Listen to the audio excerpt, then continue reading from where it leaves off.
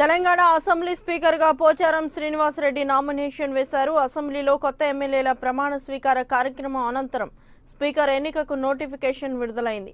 ఈ నేపథ్యంలో ఈ ఉదయం టీఆర్ఎస్ పార్టీ స్పీకర్ గా పోచారం శ్రీనివాస్ పేరును ప్రతిపాదించింది. అలాగే ఇతర పార్టీలు కూడా నామినేషన్ దాఖలు చేయొద్దని తెలంగాణ ముఖ్యమంత్రి కేసీఆర్ కోరినట్లుగా తెలుస్తోంది. మొత్తం మీద ఇతర పార్టీలు కూడా స్పీకర్ ఎన్నికకు పోటీకి అభ్యర్థిని నిలబెట్టబోమని ఇప్పటికే స్పష్టం చేసిన నేపథ్యంలో పోచారం శ్రీనివాస్ రెడ్డి ఎన్నిక ఏకగ్రీవం కానుంది.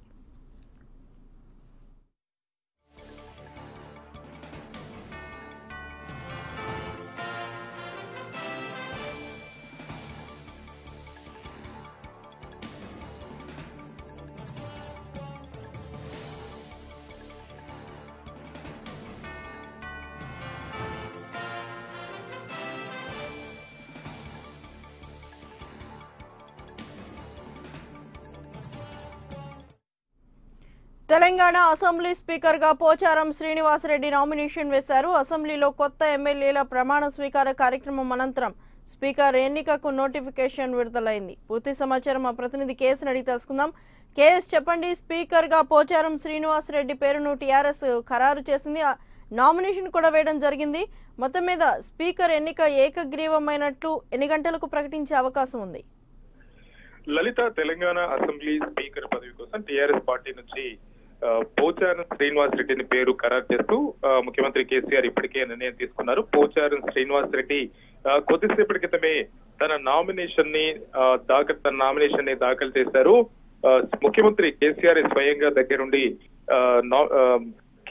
పోచారం శ్రీనివాస్ రెడ్డి చేత నామినేషన్ దాఖలు చేయించడం జరిగింది. రేపు సభలో స్పీకర్ ఎన్నిక ఉంటుంది. ఇప్పటి వరకు కేవలం పోచారం శ్రీనివాస్ రెడ్డి మాత్రమే ఒక్కరే తమ నామినేషన్ ని దాఖలు చేయడం జరిగింది. ప్రస్తుతం ఇప్పటికే ముఖ్యమంత్రి కేసీఆర్ మిగతా పార్టీల అధినేతలందరితో కూడా మాట్లాడారు. పోటీ లేకుండా సభను గౌరవించేలా సాంప్రదాయబద్ధంగా స్పీకర్ ఎన్నిక ఏకగ్రీవం అయ్యేలా చూడాలని కోరడం జరిగింది. అందుకు కాంగ్రెస్ పార్టీ, బీజేపీ, ఎంఐఎం పార్టీలన్నీ కూడా ఆమోదం వ్యక్తం చేశాయి. కాంగ్రెస్ పార్టీ కూడా స్పీకర్ కు పోటీ పెట్టకూడదని నిర్ణయించాయి. దీంతో ఇక స్పీకర్ ఎన్నిక ఏకగ్రీవమైనట్టే చెప్పాలి. రేపు అధికారికంగా స్పీకర్ ని సభలో ఎన్నుకుంటారు. పోచారం శ్రీనివాస్ రెడ్డి ఇక స్పీకర్ గా వ్యవహరిస్తారు. అంటే ఒకటి, సుదీర్ఘకాలం రాజకీయ ప్రస్థానం పోచారం శ్రీనివాస్ రెడ్డికి ఉంది.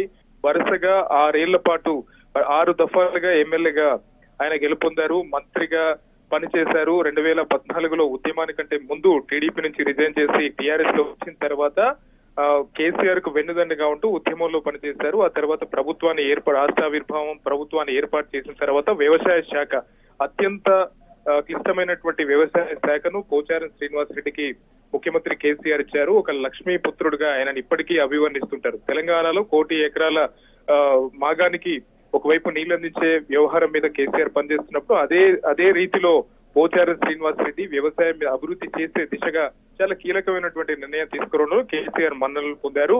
ప్రధానంగా ఒకటి, స్పీకర్ కు సంబంధించి కాస్త ముందు పోచారం శ్రీనివాస్ రెడ్డి పేరు ప్రస్తావించినప్పుడు ఆయన నిరాసక్తి చూపినా కూడా భవిష్యత్ రాజకీయాల్లో కూడా వెన్నుదన్నుగా నిలుస్తామని చెప్పడంతో ఆయన స్పీకర్ పదవి చేపట్టేందుకు అంగీకరించారు. రేపు అధికారికంగా సభలో ప్రకటించబోతున్నారు. Lalitha. Right, thank you Srinivas.